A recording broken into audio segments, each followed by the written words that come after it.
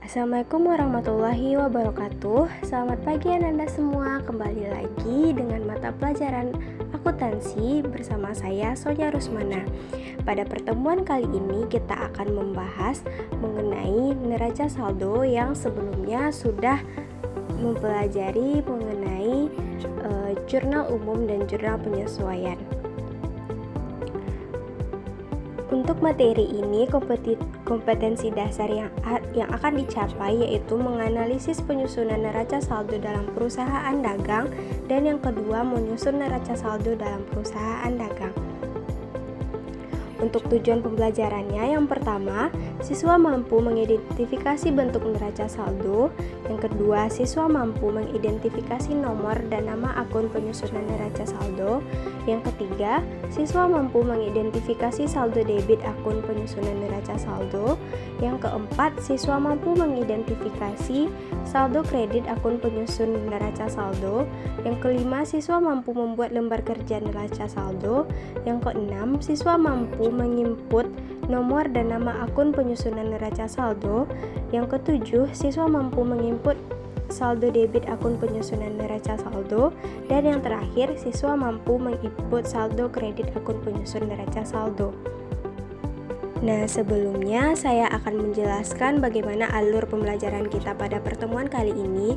Yang pertama yaitu saya akan menjelaskan materi mengenai neraca saldo, dan nanti di akhir video ini saya akan memberikan evaluasi berupa pertanyaan yang bisa Ananda jawab, dan kemudian jawabannya Ananda kirimkan melalui e-learning yang telah disediakan. Nah, sebelumnya ada yang tahu nggak sih apa itu neraca saldo? Ya, neraca saldo adalah suatu daftar yang berisi saldo-saldo dari setiap akun buku besar, di mana jumlah sisi debit dengan jumlah sisi kredit harus seimbang. Nah, pada pertemuan sebelumnya, Ananda semua sudah mempelajari mengenai buku besar. Nah, dari buku besar nantinya itu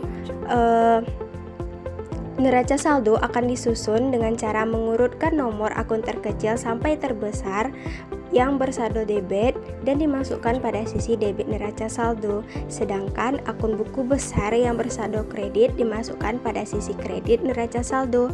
Dan apabila jumlah saldo di sisi debit tidak sampai atau tidak sama dengan jumlah saldo di sisi kredit, berarti kita telah melakukan kesalahan pada saat melakukan posting dari jurnal khusus ke buku besar. Untuk materi selanjutnya yaitu ada fungsi dari penyusunan neraca saldo. Yang pertama, fungsi dari neraca saldo dalam perusahaan dagang yaitu mempermudah penyusunan laporan keuangan. Dan yang kedua, melakukan pengujian keseimbangan jumlah debit dan kredit dalam buku besar dan ketetapan perhitungannya dalam pembukuan selama tahun berjalan. Nah, agar lebih paham, kita akan masuk ke cara menyusun neraca saldo.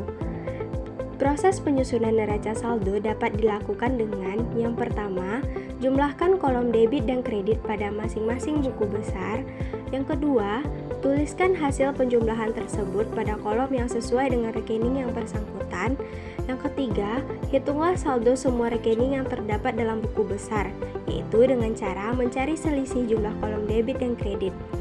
Yang keempat yaitu berdasarkan saldo tersebut, maka susunlah neraca saldo yang berisi nama semua rekening yang terdapat dalam buku besar. Nah, untuk lebih jelasnya di sini akan saya berikan contoh. Yang pertama itu ada buku besar dengan akun kas, nomor akun 111 dengan saldo di debit. Kemudian ada buku besar piutang dagang dengan nomor akun 112 dengan saldo juga di debit.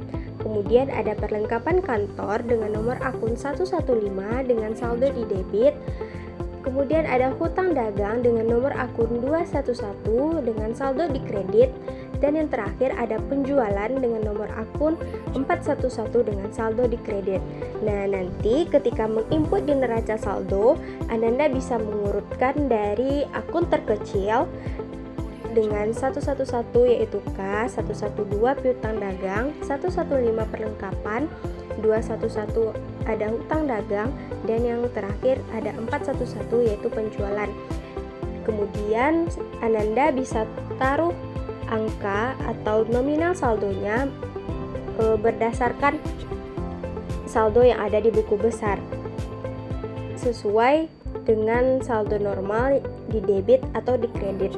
Kemudian nanti jika Ananda jumlahkan saldo debit dan saldo kredit, apabila sama, berarti neraca saldo yang saudara input sudah benar.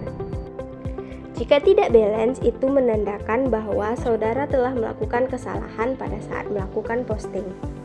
Baiklah, saya akan menyimpulkan pembelajaran kita pada hari ini, yaitu neraca saldo merupakan kumpulan dari akun-akun yang akan diinput dari buku besar. Nanti saldonya akan dimasukkan ke neraca saldo dan kemudian dijumlahkan sesuai dengan akunnya masing-masing, apakah debit atau kredit. Dan jika saldo akhirnya itu balance atau seimbang, angkanya sama, berarti penginputan telah berhasil. Jika berbeda atau terjadi kesenjangan, bisa saudara periksa lagi, itu berarti ada kesalahan yang terjadi. Nah, untuk materi sudah selesai saya jelaskan. Selanjutnya akan saya berikan evaluasi berupa soal pilihan ganda. Bisa Ananda jawab di buku lembar kerja masing-masing dan minggu depan akan saya kumpulkan.